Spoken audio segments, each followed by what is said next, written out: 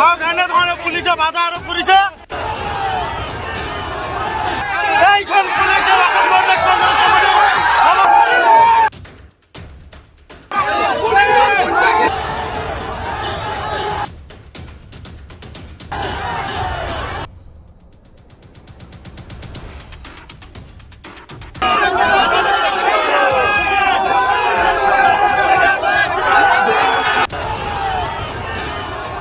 नमस्कार, स्वागत है आपका अजीत अंजुम जी के YouTube चैनल पर। मैं हूं अशोक वानखड़े।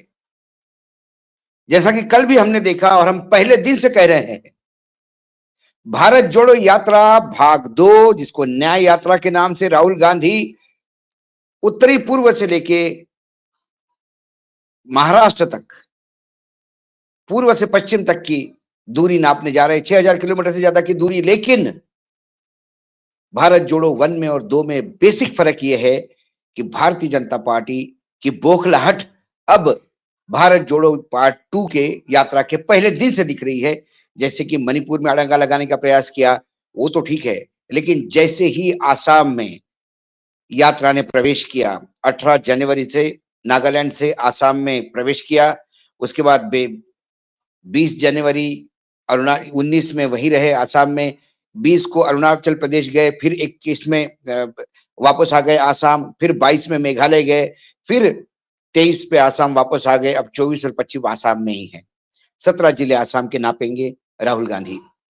राहुल गांधी के पहली यात्रा को मिला अभूतपूर्व समर्थन और दूसरी यात्रा को जुटती हुई भीड़ से भाजपा मानो इतनी खिसिया गई है कि अब लोकतांत्रिक सारे मूल्य परंपराएं सारी ताक पे धर के पूरे तानाशाही रवैये के साथ अपनाने पे तुली हुई है।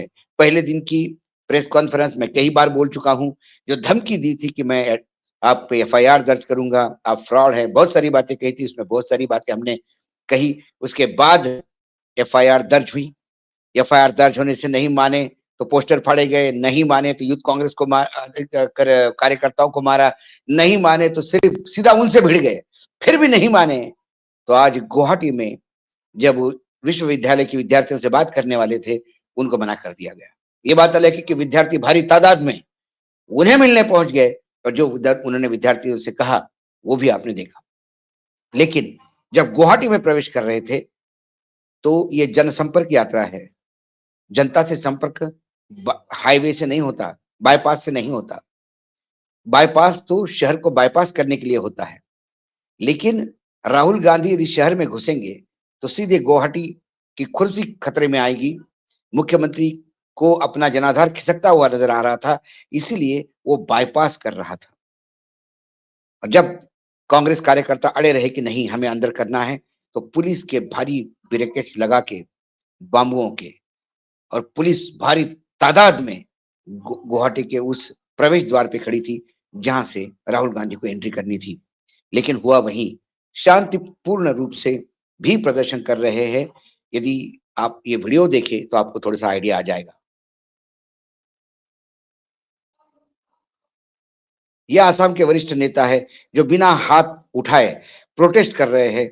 जब धक्का मुक्की में वो नीचे पुलिस गिराती है उनको, और उसके बाद जब मामला हाथ से बाहर चला गया तो कांग्रेस का कार्यकर्ता आक्रामक हुआ, उन्होंने बैरिकेड तोड़े, पुलिस ने लाठीचार्ज किया, कई लोग घायल हुए। उस पर हेमंत विश्व शर्मा का जो ट्वीट है, वो ट्वीट मैं आपको पढ़ के सुनाता हूं और उसके बाद उसको विश्लेषित करेंगे। हेमंत विश्व शर्मा मुख्यमंत्री आसाम कहते हैं, इस बैरिकेड तोड़ने के और गुवाहाटी में प्रवेश करने के लिए अड़े हुए इस यात्रा के लिए, these are not part of Assamese culture. ये आसाम के कल्चर का भाग नहीं हो सकता। वी आर पीसफुल स्टेट, हम शांतिप्रिय राज्य हैं। Such Naxalite tactics are completely alien to our culture. ये जो नक्सली हथकंडे जो आप अपना रहे हैं, ये आसाम के लिए नई बातें हैं। I have instructed DGP Assam police to register a case against your leader Rahul Gandhi for provoking the crowd and use of footage you have posted on your handle as the evidence. मैंने DGP को instruct किया है कि आप राहुल गांधी के खिलाफ FIR दर्ज करें।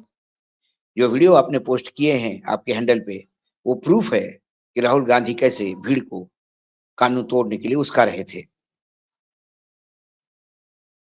Your unruly behavior and violation of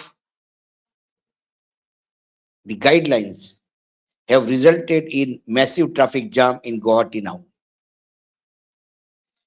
आपने जो काम किया है उससे गुवाहाटी में ट्रैफिक जाम हुआ है। यदि किसी विपक्ष की रैली निकल रही हो और उसकी व्यवस्था नहीं कर सकते हो तो हेमंत विश्व शर्मा को इस्तीफा दे देना चाहिए।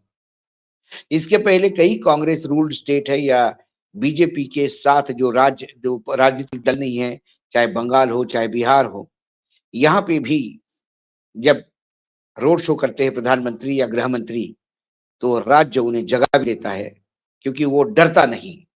वो जानता है कि ये राजनीतिक दल है, ये हम पे हमला करेगा राजनीतिक, क्योंकि ये विपक्ष में है।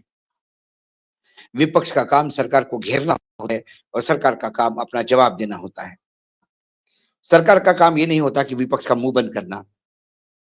जो तानाशाही रवैया दिल्ली तख्त अपना रहा है, यदि उसी का अनुकरण गुवाहाटी करे तो आश्चर्य नहीं होगा, क्योंकि इस गुवाहाटी के लाल को ये दिखाना है कि साहब मैं आपसे सबसे नजदीक और सबसे लॉयल आदमी हूं।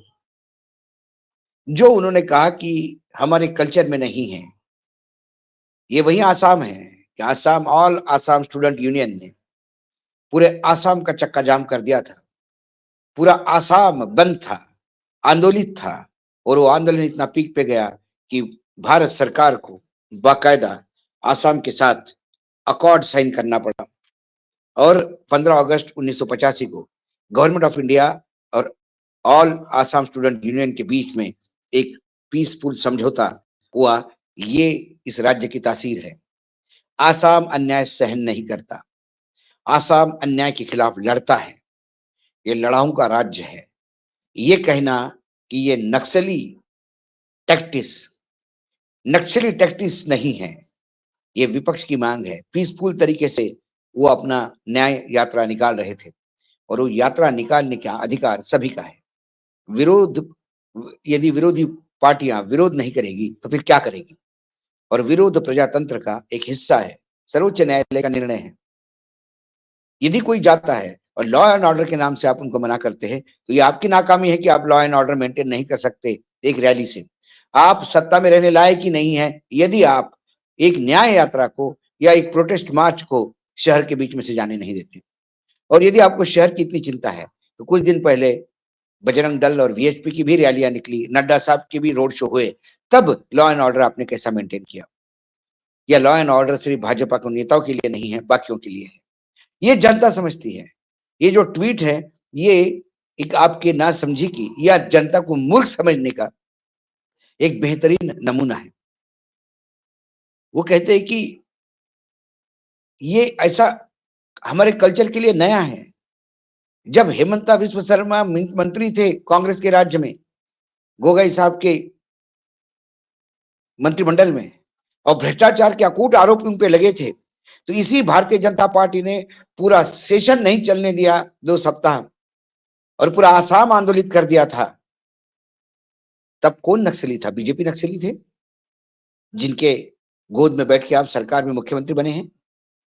सवाल यह है, विरोधी पार्टी यदि प्रदर्शन नहीं करेगी तो फिर विरोध कैसा करेगी? जब आप विपक्ष में थे तो आपने भी यही किया।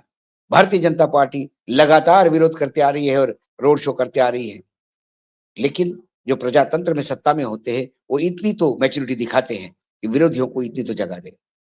लेकिन वर्तमान 2014 के बाद इस देश की राजनीति बदल गई, इसके मायने बदल गए। विरोधियों का मुंह बंद करना, उनको नेस्तनाबूद करना, उनकी पार्टियां तोड़ना, उनकी सरकारें गिराना, ईडी, इनकम टैक्स, सीबीआई का चाहे उतना उपयोग कर इनको नेस्तनाबूद करके समाप्त करने का प्रयास करना। और यहां तक जेपी नड्डा ने कह दिया था कि हम क्षेत्रीय दलों को चाहिए ही नहीं इस देश में। ऐसे मानसिकता वाले नेतृत्व में यदि हेमंता पनप रहे हैं तो वो उनकी भाषा बोलेंगे, ये कोई बड़ी बात नहीं। ये शुरुआत है। जो बिहार में हो रहा है, ये ट्रेलर है। आने वाले समय में भाजपा शासित राज्यों में जब ये यात्रा जाएगी, तो इससे भी ज्यादा उनके साथ अन्याय होगा, ये तय है। क्योंकि ये उन प्रजातांत्रिक मूल्यों को मानते हैं जिसमें विरोध नहीं है। सिर्फ साथ देने वाला, हाँ में हाँ मिलाने वाले लोग ही प्रजातंत्र का हिस्सा है। ये नई प्रजातंत्र की एक सोच है जो नरेंद्र मोदी और अमित शाह इस देश पे थोपना चाहते हैं। और हेमंता बिस्वा शर्मा उनके सिपासालार बन के सबसे पहले इसको अलम में लाने का प्रयास करते हैं। आसाम यदि पीसफुल है, तो आसाम के अपने पड़ोसी राज्यों के साथ झगड़े क्यों? दोनों एक दूसरे के पुलिस पे एफआईआर क्यों दर्ज करते हैं? क्यों दोनों तरफ से फायरिंग होकर लोग मारे जाते हैं? ये कौन सा पीस है? क्या आसाम शांति प्रिय है? ये बोलने वाले के लिए कम से कम आसाम का इतिहास और आसाम का भूगोल उन्हें मालूम होना चाहिए। यदि इतना भी मालूम नहीं, तो फिर आप मुख्यमंत्री बनने लायक भी नहीं है और उस पद पे रहने के लायक नहीं है। इसका इसलिए ये ट्वीट जो है, ये मजाक का बेहतरीन नमूना माना जाता है। और यदि आपने देखा, यदि मैं आज वह करीब करीब मुझे लगता है 10वां दिन है इस यात्रा का। पहले दिन मणिपुर में जो अड़ंगा लगा वो हमने देखा। दूसरे दिन उन्होंने मणिपुर के क्षेत्र का दौरा किया, वहां अड़ंगे लगाने का प्रयास किया। तब तीसरे दिन उन्होंने छोटी छोटी राज्यों में बराबरी का दर्जा देना चाहिए की बात कही। फिर चौथे दिन उन्होंने फिर नरेंद्र मोदी पे हमला बोल दिया। 5वें दिन नागालैंड से आसाम में पहुंचे। फिर नागालैंड में जो नागालैंड से आसाम पहुंचे, तो उसके बाद एफआईआर दर्ज हुई। फिर वो ब्रह्मपुत्रा की यात्रा पे गए, ब्रह्मपुत्रा नदी से पार करके एक टापू पे गए। फिर उनके साथ धक्का मुक्की की गई। फिर उनको मंदिर जाने नहीं दिया गया और अब आज लाठीचार्ज तक की नौबत आ गई। ये जो 14 तारीख से यात्रा शुरू हुई, आज 10वां दिन है। 23 तारीख है। अब आने वाले दिनों में वो आसाम में ही है, 24 और 25 को। ये 2 दिन इनके ऊपर क्या एफआईआर दर्ज होती है या इनको अरेस्ट करके यात्रा यहीं रोकी जाती है, कई चीजें देखने लायक है। हेमंता कुछ भी कर सकते हैं। जिनके लिए दिल्ली का ऑर्डर सर्वोपरि, जहां संविधान, जहां राजनीतिक मूल्य, जहां लोकतांत्रिक मूल्यों की कोई कीमत नहीं हो, ऐसे शासनकर्ता से आप अपेक्षा भी क्या कर सकते हैं? राहुल गांधी ने अपने प्रेस कॉन्फ्रेंस में एक बार कहा, जब उनको यूनिवर्सिटी जाने नहीं दिया तो विद्यार्थी उनसे मिलने आए हजारों की तादाद में। उनने उनसे बात की। उसके बाद प्रेस कॉन्फ्रेंस करी तो उनने कहा कि आप मुझे गाली दीजिए, आप मुझे डराइए, आप लाठीचार्ज करिए, आप मुझ पे लोग भेज दीजिए, मैं डरने वाला नहीं हूँ। मैं एक मिशन पे निकला हूँ और उसे पूरी करके रहूंगा। राहुल गांधी का संकल्प कि वो न्याय यात्रा में लोगों को न्याय दिलाने के लिए प्रोत्साहित करेंगे, लोगों को न्याय दिलाने के लिए अपना रोड मैप रखेंगे, वो तो जा रहे हैं। लेकिन जो लगातार अन्याय कर रहे हैं, उनके पेट में दर्द है, तो वो लगातार अड़ंगा लगाने का प्रयास करेंगे। और आसाम इससे शुरुआत मानिए, आगे उत्तर प्रदेश भी है, मध्य प्रदेश, छत्तीसगढ़, राजस्थान, महाराष्ट्र में इसकी संपूर्ण यात्रा पूरी होगी।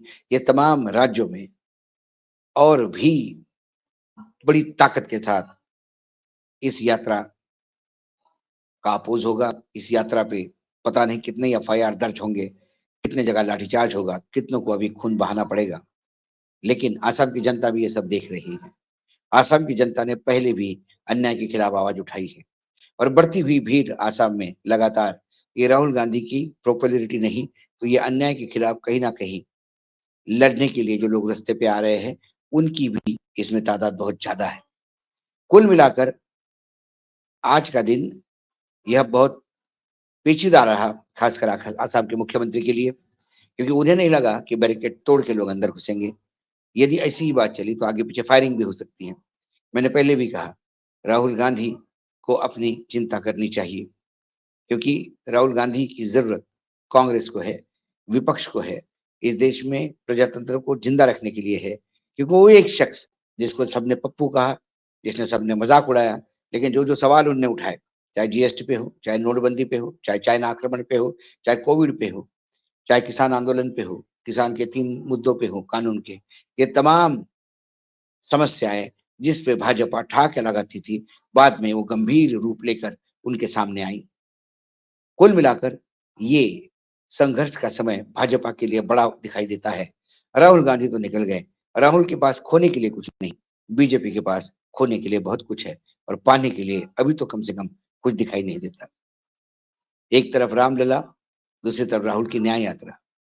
आज न्याय यात्रा में लाठीचार्ज कर उन्होंने फिर राहुल को एक नया माइलेज दिया। राहुल के उस कद पे और 4 चाँद लगाए ऐसा मुझे लगता है। जितनी-जितनी ये यात्राओं का कसिंजा अपना पंजा कसेंगे, उतनी-उतनी राहुल की पॉपुलैरिटी बढ़ेगी और यात्रा सक्सेस हो गई, इसका सर्टिफ़िकेट आप इसको मान सकते हैं। आज इतना ही, कल फिर आता हूँ किसी विषय के साथ, तब तक के लिए नमस्कार। देखते रहिएगा अजीत अंजुम जी का यूट्यूब चैनल।